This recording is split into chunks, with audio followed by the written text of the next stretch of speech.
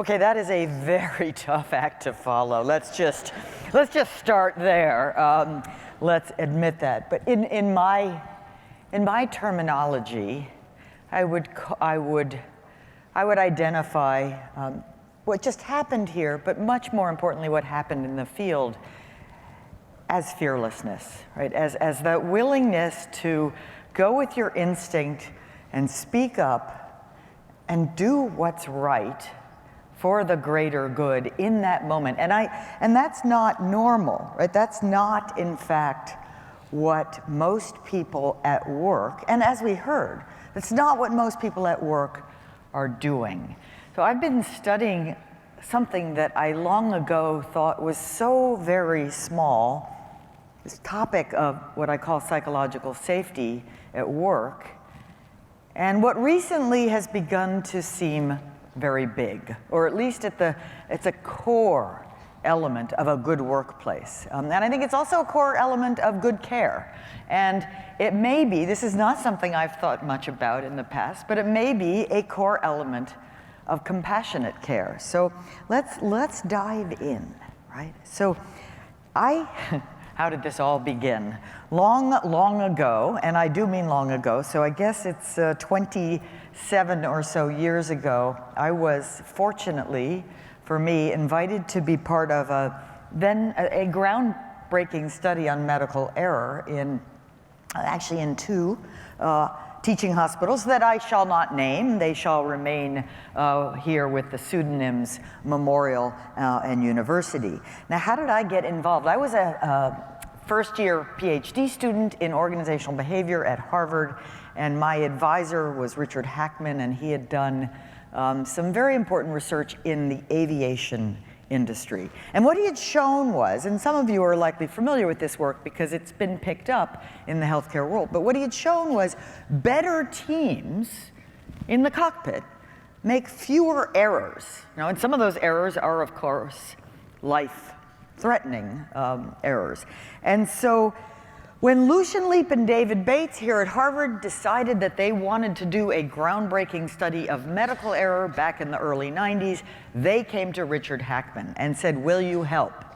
And he more or less said, "Well, I'm pretty busy, but maybe she will." So that's how I became in this study. And this was, on so many levels, this was a great opportunity for me. I needed, as a first-year doctoral student, I needed to do research. I had a first-year research requirement.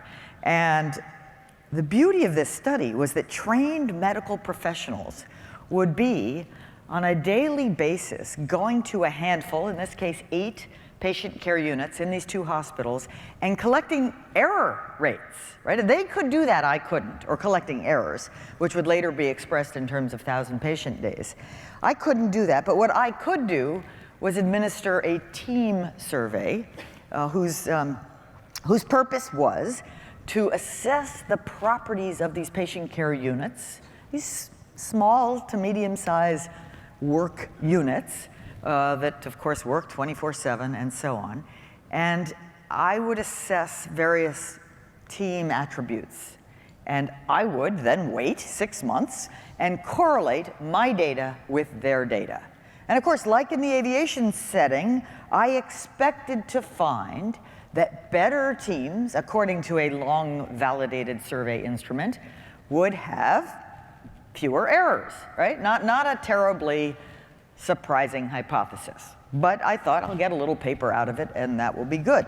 So fast forward, the data come in. And now, if you take a look, and if some of you have been looking at these data already, again, these are essentially preventable and judged by physician investigators, not by me, preventable and potential adverse drug events, things that were deemed human error-based, expressed as a function of 1,000 patient days. Now, what's the first thing you notice about this list, about this data set? I suspect for many of you, it's the range, right? It's, wow, tenfold. I mean, well, it's an aside, really, but what are the odds that 2 units in the same hospital have a tenfold competence difference? I'm gonna say probably low, but I wasn't thinking that way at the time. All I was thinking was, here are error rates, here are survey team attributes, let's run the correlations, and I did, and lo and behold, to my initial great delight, I had a statistically significant relationship. I'm good to go, right? I'm gonna pass graduate school.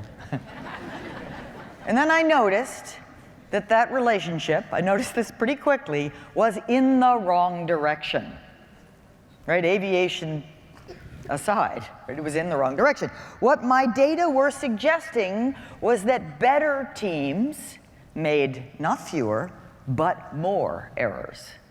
Now, I just couldn't quite accept that as true for a variety of reasons. So that forced me, fortunately, to sit down and do some thinking. And as I thought, it just suddenly occurred to me, maybe these better teams aren't making more mistakes. Maybe they're more willing and able to talk about them, right? I mean, it's not, I know in retrospect, it's so very obvious.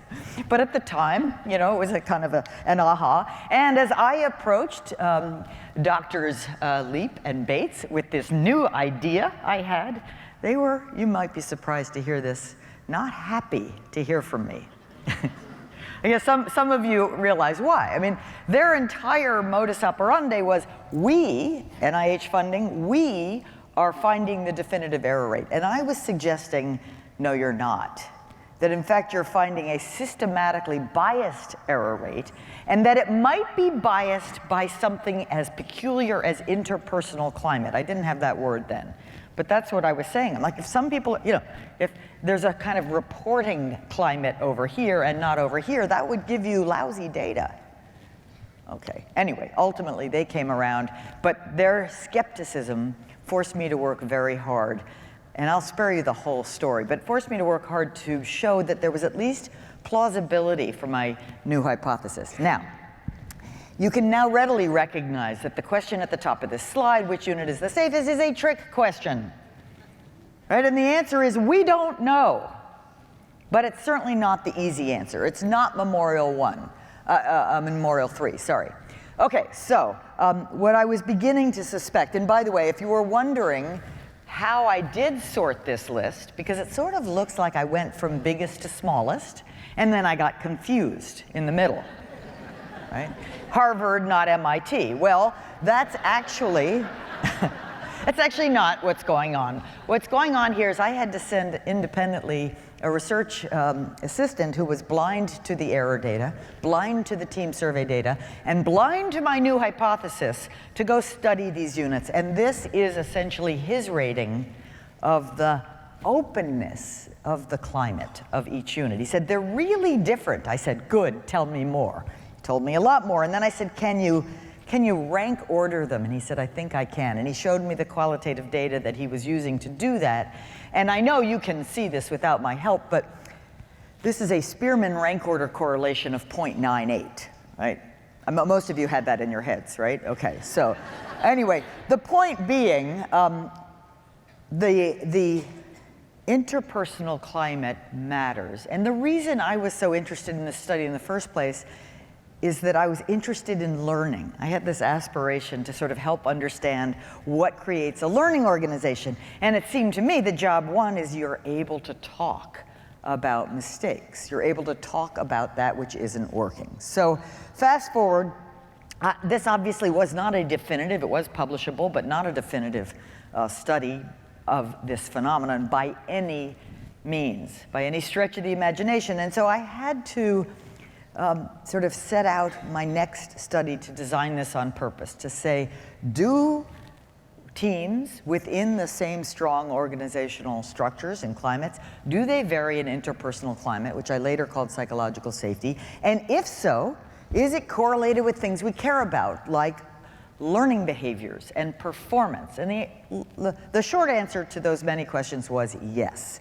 And I think the reason why this remains important and interesting is that no one, and I would say this is particularly true in healthcare, no one wakes up in the morning and jumps out of bed because they cannot wait to get to work today to look ignorant, incompetent, intrusive, and negative, right? I mean, you get that, right? We as humans would so prefer to look smart, capable, helpful, and positive. And the good news is that these, I call these interpersonal risks, right? They are micro risks, to be sure. These are not macro risks, patient safety risks, life and death risks. These are those small risks that we just don't want to be thought badly of by our colleagues. Okay, risks that can be easily managed, right? If I don't want to look ignorant, I just don't admit mistakes. If I don't want to look incompetent, I don't admit mistakes. I don't offer ideas, and so on. So the point I want to make and just be deeply internalized by you is that this is second nature. This, interpersonal risk management, we start to learn how in grade school. By the time we're working adults, it's all but automatic, right? Except in some of those special workplaces where it isn't happening at quite the same level. So it's second nature, it's automatic. As time went on, as I said, I gave it this name, psychological safety, where I do believe that I can come to work and speak up with ideas, observations, concerns, all of it, right? I can ask for help if I'm in over my head, and I do. And you can think of it, if you will, as a sense of permission for candor. And this is not advice for your next dinner party, right? This is work. And this is especially healthcare work, where we have not only an obligation, but we need to have people really believe that this is what's expected. You won't be, so impression management won't go away, I know that. Nor do we necessarily want it to. But what we do want is to put it in the back seat. Right? In way too many workplaces, impression management is driving the vehicle, right? And the other things, I mean, we care, and ostensibly and explicitly, people care deeply, as we just saw, about what they do. But there's this holding back because of the very subtle and very well-learned impression management. So, as time went on, I had a very robust survey measure of this phenomenon. It's been widely used. It's widely shown in the healthcare literature in all sorts of studies.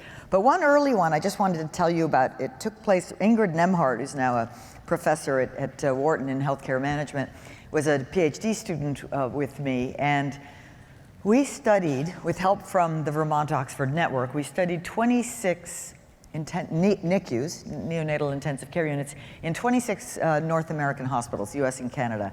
And they were happy to have us in because they were all actively engaged in quality improvement projects. Each NICU had about 4 or 5 active quality improvement projects underway.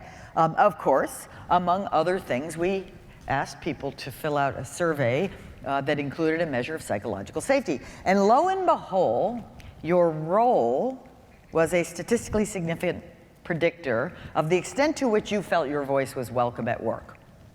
Surprised? No, good, okay, good. We're on the same page. We weren't surprised either. In fact, this was, I admit it, hypothesis 1. So, not a surprise. However, here's what was a surprise. When we looked one by one at these units, we found that this role-based psychological safety difference was not consistent across all of these units. In fact, in some of the units, it was the psychological safety across roles was absolutely flat, right? Flat and high, which meant, of course, in other units, it's even steeper than what you see here. So 2 questions likely just came to mind, right? Question 1, does it matter? And the answer to that question was a resounding yes. Right, 3 years into this research, those with the flat high pattern, due to all this QI work, had an 18% improvement in morbidity and mortality relative to those with the steep pattern. Right, so it turns out that people can speak up at work, good things happen. Now, the second question is, what explains the difference?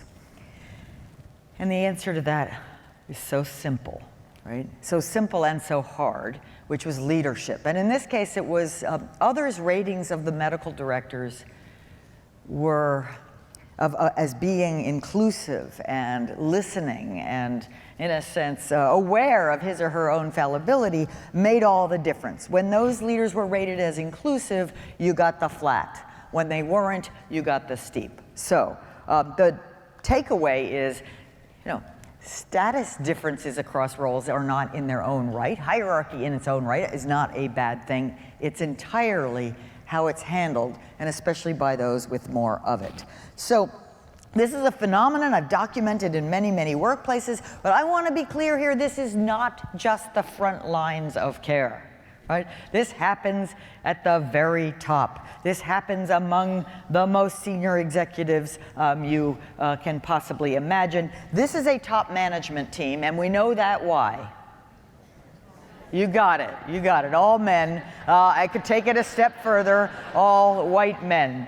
Now, the boss. I don't want to overinterpret a cartoon, but I love this cartoon. The boss has just proposed something of great strategic importance, high stakes decision, and he asks whether his team is in favor, and one by one they agree with the boss. Right? Check out the thought bubbles. Now here's the deal. Right? My favorite one, by the way, is no, 1,000 times no. You've got 1,000 no's inside your head, and you won't release just one of them for the good of the organization.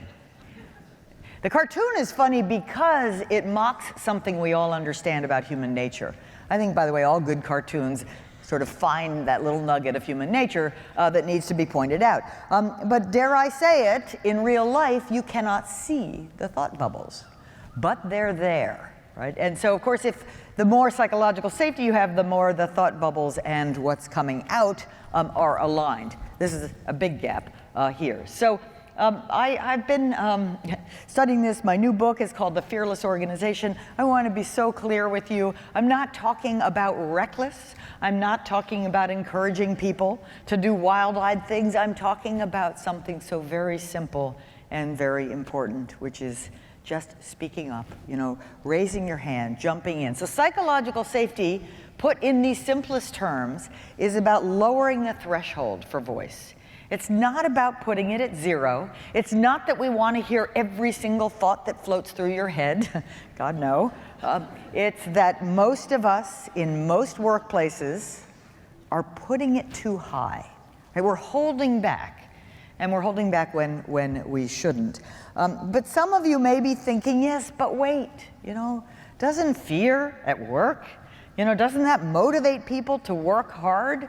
Isn't that one of my useful tools as a manager? I suspect I can't get a lot of agreement in this room on that, but there is something, there is something to it. I love this image too. And I would say, yes, fear motivates, right? Fear is deeply motivating. And of course, the problem is, or the question is, what does it motivate? And I would argue, more often than not, it motivates the illusion of good. Here's an example outside of healthcare. In 2008, VW was considered the largest, most successful, admirable car company in the world. And you know how that ended.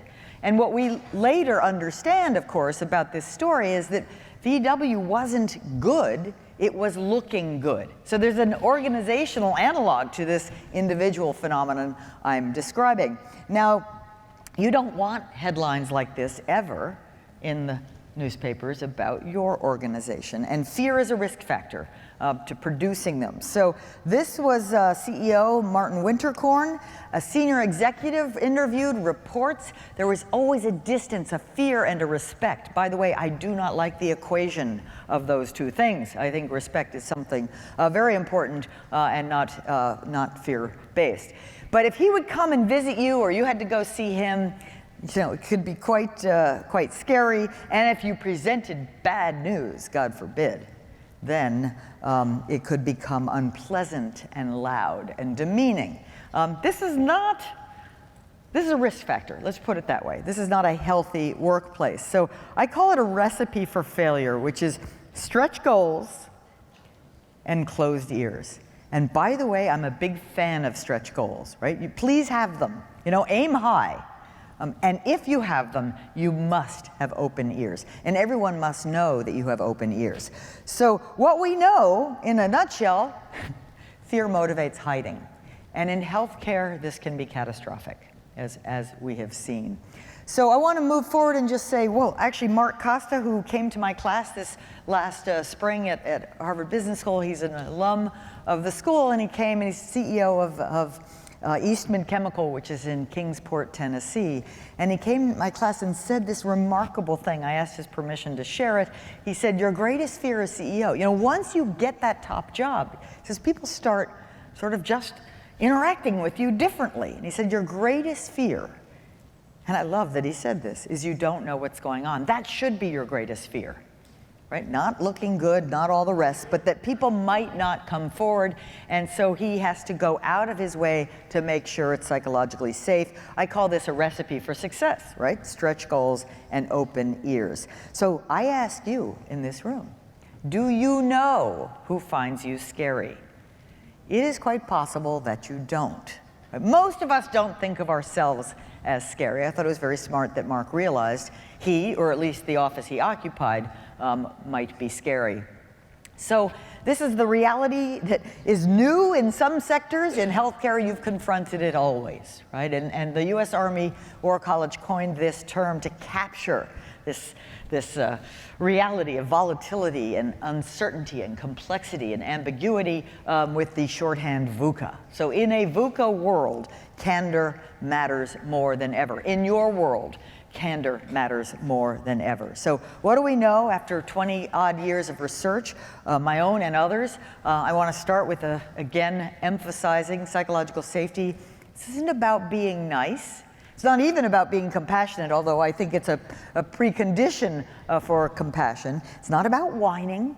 It's not the same as a safe space. It's another concept. It's not a license to relax. It's not touchy-feely. It's about what's needed to make healthcare high quality, safe, and I would now argue compassionate as well. There's lots of research that shows this very robust finding. Within organizations, in manufacturing, in healthcare, in sales, in service, the differences within are sometimes as great as the differences between. In other words, psychological safety in your organizations is very likely variegated. It's not homogeneous. Why? Because this ultimately is a leaders in the middle phenomenon. This is a phenomenon of nurse managers, of medical directors, of team leaders, of branch managers, right? It's how those folks show up where the actual work gets done that makes all the difference. There's lots of studies at this point now that show differences in error reporting, knowledge sharing, creativity, quality improvement, and so on. All things I would call learning behavior. But what about performance? Many executives, including in healthcare that I've met over the years, have what I call a mental model that says it's this or that, right? Clearly, I don't think that's the right, at least the most productive mental model. Let me suggest this one instead, where you as leaders of a team or of an organization have two important jobs. Job one, yes, to convey and inspire and hold people to high standards. And job two, to create a climate of psychological safety. If you don't do either one, I call that the apathy zone. Right? This is where people quit and stay. You know, they're still getting a paycheck, but that's about all that's going on. I don't see a whole lot of that in healthcare. But this is the one that so many, at least senior executives, worry about. I don't want to create the comfort zone. Don't worry, nor do I. But that doesn't keep me up at night, maybe because I don't see a whole lot of it out there. This is the one that keeps me up at night. This is the anxiety zone. This is where people are absolutely committed, they care, but they're tied up in knots about what others, especially higher ups, might think of them, and so they're holding back. They're not asking for help when they're in over their head. They're not reporting error, and it is a risk for patients especially. Upper right, gold standard, where we need to be. This is the learning zone. You're all in. You're willing to bring your full self forward, and you care deeply about what's at stake. There is no theoretical trade-off between psychological safety and high standards. And I would argue in a VUCA world, you literally need both. In fact, I'll go so far as to change the upper right-hand name to the high performance zone anytime you have either uncertainty or interdependence, let alone both, and in healthcare you have both. So when you have those conditions, you better have both. And this isn't a static, this isn't a checklist, this isn't a one and done, this is an ongoing, nurturing, very engaged leadership activity. So, Google, 3 years ago, got a lot of press, New York Times cover story and other things for this remarkable study they had done. They went all out, all of the data they could possibly have, and you know that's a lot of data, to figure out what is the secret sauce to high-performing teams at Google. They tried gender mix, IQ, you name it, and only one variable ultimately, and it took them a while to find it in the academic literature, no less. This is Julia Rozovsky, a PhD psychologist who led the study.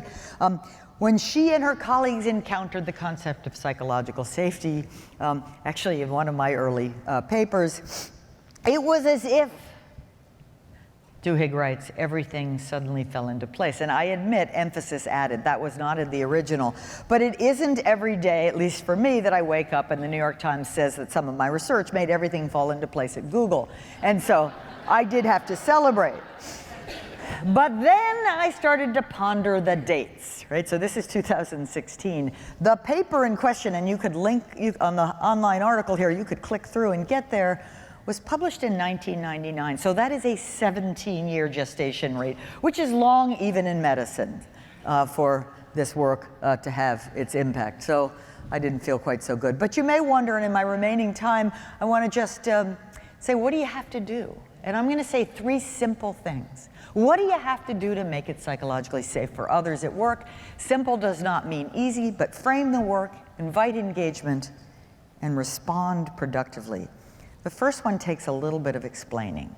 So frame the work. What does that mean? It means understanding that all of us at work are influenced by what the psychologists call cognitive frames. They're invisible to us. They are drawing our attention to things in a particular way, but we're not necessarily paying attention to the frame itself. And so the leader's job is to frame reality, or more accurately, reframe reality in a way that brings out the best of people, in a way that is actually consistent with what's true. Because I will argue that most of us have a default frame that the boss has the answers, we're supposed to do what we're told, and if we're not, we're going to be in trouble. Right? That's not a very productive frame in healthcare. But anyway, so framing the work starts with an explicit recognition that some work is routine. This is not bad or good. It's just well understood. Some work is complex, meaning it's reasonably well understood, but also very customized and uncertain in the real-time moment. And some work is we don't have a clue. Right? We have a goal. We want to discover some drug, for example, but we don't yet know how to do it. Here's the rub. Uncertainty goes up as we go to the right. Therefore, the human instincts that leaders need to help us overcome change. The human instinct in routine operations, are complacency, right, to sort of fall asleep at the wheel. The human instincts in complex work are to just hold back and agree with the boss, for instance. And the human instinct in innovation work are to want to get it right the first time. So, enter leadership. Leadership is the force that brings us into a new understanding, a new shared understanding of what this work is all about. For example, David Kelly, Stanford engineering professor and founder and longtime CEO at IDEO, will go around telling these little innovation teams something like, fail often to succeed sooner. Now, is Kelly saying, gee, give the client crappy work, I don't care? No, of course not. He's saying, this is the kind of work for which excellence can only be achieved through failures along the way. Now, the deeper question, because you all know that, they know that, the deeper question is, why does he feel a need to say it? It's obvious. And the answer to that question is because human instincts are at odds with the obvious, right? These young people have never gotten an A- in their life, right? They don't get hired there. So he needs to override their instinctive fear of failure, their instinctive reluctance to take the kinds of wild-eyed risks they need to take to innovate.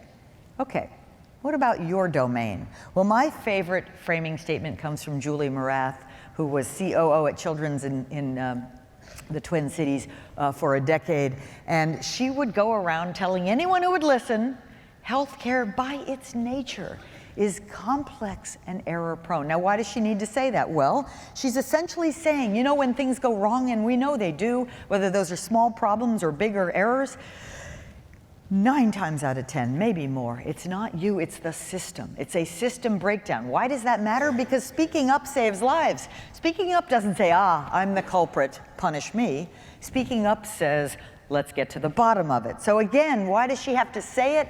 Because the instinct is so powerful, especially for high-achieving people, to cover up our shortcomings, which we all have. And last but not least, what about in the routine environment? In a routine environment, nowhere can this phenomenon be better illustrated than Toyota. This is a quote from a guy named Jim Wiseman, or it's an article about him, and he said he remembers the exact moment when he realized Toyota was not just another workplace. This guy had lots of experience in manufacturing, and he was hired as manager of community relations when Toyota opened their first fully owned and operated plant in North America. And Jim said he remembered that eureka moment. Toyota is actually a different way of thinking, right? Thinking about work. What was that moment? Well, every Friday, the top managers in the plant had a senior staff meeting. The plant at the time was run by a man called Fujio Cho, who later became chairman of Toyota Worldwide. So very impressive guy, very impressive leader. And Wiseman says, I started going in there to those Friday meetings and reporting on some of my successes. Have any of you ever reported on any of your successes? Probably, right? And he said, I bragged a little. Now here's the eureka moment.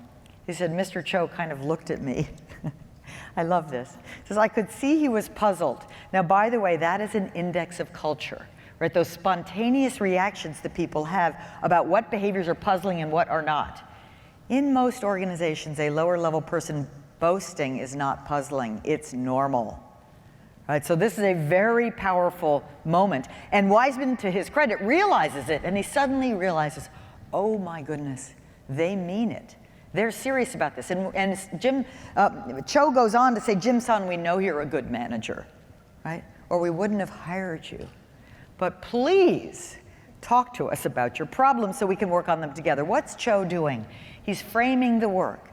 He's saying problems are a team sport. We know your successes, we know you're doing them. We're pretty sure you're good, we trust you. But problems are where, don't waste our big brains with your successes. When we come together, we want to use our time well, and we know there are problems out there because otherwise we won't be better tomorrow. What's he doing? He's overriding some very powerful human instincts. Okay, so this one's super quick. It's so obvious. Invite engagement. What does that look like? You can set the stage, you can frame the work. That's not enough. You've got to do what those great medical directors do, and you've got to invite engagement. There's my cartoon again. This is Alfred Sloan. They named he's a very impressive leader from business history. They named the MIT School of Management after him. And you can see the image of this very important meeting. They were talking about an acquisition of another company. And he says, gentlemen, I take it we're in complete agreement. You can see the smile on his face. No, you'd be wrong. Look at the rest of this marvelous quote. He says, well, then I propose we postpone this discussion until our next meeting. Why? To give ourselves time to develop disagreement, which he is equating with depth.